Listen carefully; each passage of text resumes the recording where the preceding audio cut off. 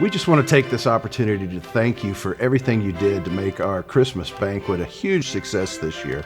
It took 5 churches. It took 3 different ministries. It took over 50 volunteers to put this thing together.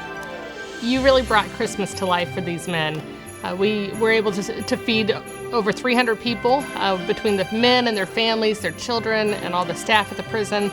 Those of you who came in and helped us prepare the meal, we had homemade mashed potatoes and over 32 turkeys that got smoked for us, and you served these men as if they were guests of honor and their families, and we couldn't thank you enough for that. And those of you who bought these Christmas presents, I have to tell you, just to share from my vantage point, I had the opportunity to be right by the Christmas tree, and there was one gentleman, he was down there with his son. He was a teenage boy, and his son opened the gift, and when they got up, the kid went over and hugged his dad, and his dad looked over at me and mouthed, "Wow, thank you." And you could tell it may have been one of the first hugs he'd gotten from his kid in a long time. So that moment wouldn't have happened without your generosity to say, you know what, I'm going to give this child a gift from their dad. You obviously prayed about it because these kids, when they opened the gift, said, "You got me exactly what you wanted," and it was pretty neat.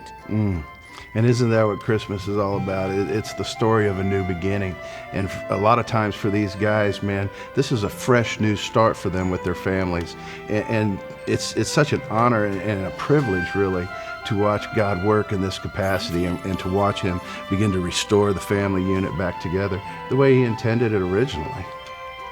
So thank you, and we just pray that you have a Merry Christmas. And a Happy New Year.